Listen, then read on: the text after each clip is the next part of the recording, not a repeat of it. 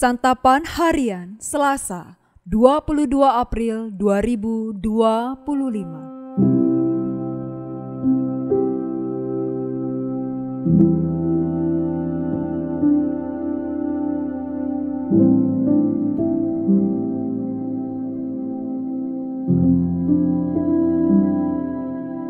Inilah program Santapan Harian, sebuah program yang mengajak Anda menelusuri isi Alkitab, agar Anda menemukan makna firman Tuhan sesuai dengan konteksnya.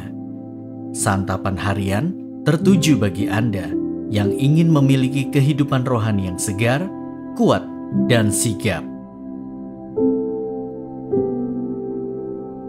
Hari ini kita akan membaca Bilangan pasalnya yang pertama. Namun kita akan membacanya pada ayat yang pertama hingga ayatnya yang ke-16. Sebelumnya, mari kita berdoa. Bapa Surgawi, ajarkanlah kami memahami kebenaran firman-Mu. Di dalam terang abadi Sang Kristus Yesus, kami memohon. Amin. Bilangan 1 ayat 1-16. Tuhan berfirman kepada Musa di padang gurun Sinai dalam kemah pertemuan pada tanggal 1 bulan kedua di tahun kedua sesudah mereka keluar dari tanah Mesir. Hitunglah jumlah segenap umat Israel menurut kaum-kaum yang ada dalam setiap kaum keluarga mereka. Catatlah satu demi satu nama semua laki-laki di Israel yang berumur 20 tahun ke atas dan sanggup berperang. Engkau dan Harun harus mencatat mereka menurut pasukannya masing-masing. Dari tiap-tiap suku harus ada satu orang yang mendampingi kamu, orang yang menjadi kepala kaum keluarganya. Inilah nama semua orang yang harus mendampingi kamu. Dari suku Ruben, Elisur bin Syedeur. Dari suku Simeon, Selumiel bin Surisyadai. Dari suku Yehuda, Nahason bin Aminadab. Dari suku Isakar, Netaneel bin Suar. Dari suku Sebulon, Eliab bin Helon. Dari keturunan Yusuf, Elisama bin Amihud. Dari suku Efraim, dan Gamaliel bin Pedasur dari suku Manasye. Dari suku Benyamin, Abidan bin Gideoni. Dari suku Dan, Ahieser bin Amisyadai. Dari suku Asyer, Pagiel bin Okran. Dari suku Gad, Eliasaf bin Rehuel. Dari suku Naftali, Ahira bin Enan. Itulah orang-orang yang dipilih dari umat itu, masing-masing sebagai pemimpin dari suku bapa leluhurnya. Mereka inilah kepala-kepala pasukan Israel.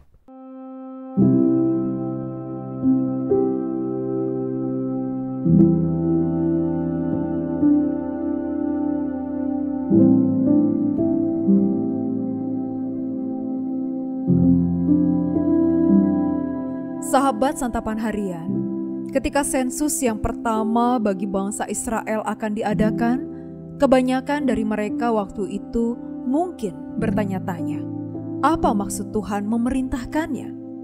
Kita dapat menduga dari petunjuk yang ada di dalam perikop yang kita baca. Target sensus tersebut adalah semua pria dewasa di atas 20 tahun dan sanggup berperang.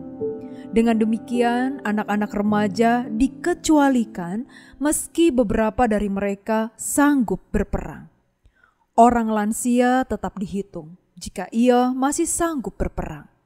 Sementara itu, suku Lewi tidak disensus.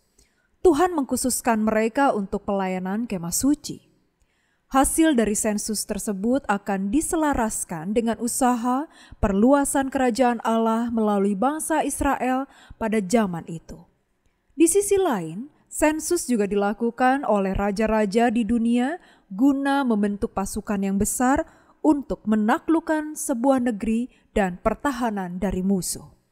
Raja yang ambisius kadang melakukan sensus terlebih dahulu sebagai persiapan untuk memperluas kekuasaannya. Allah adalah Raja atas seluruh manusia. Secara khusus, Allah adalah Raja atas umat pilihannya. Allah bukan kepala atas sebagian, tetapi atas semua. Allah adalah kepala atas lembaga-lembaga sekuler maupun lembaga-lembaga rohani. Ia komandan bala tentara sekaligus Imam Agung. Sebagai kepala, ia berkuasa mengatur keluar masuknya pasukan dan menentukan jabatan setiap orang. Dengan sabdanya, ia membuka, dan dengan titahnya ia menutup. Apakah kita terhitung sebagai umat-Nya? Jika iya, dalam bagian apa Allah menempatkan kita untuk melayani Dia? Sesungguhnya, semua pekerjaan yang baik merupakan ibadah kepada Allah bila kita melakukannya dengan segenap hati untuk memuliakan Dia.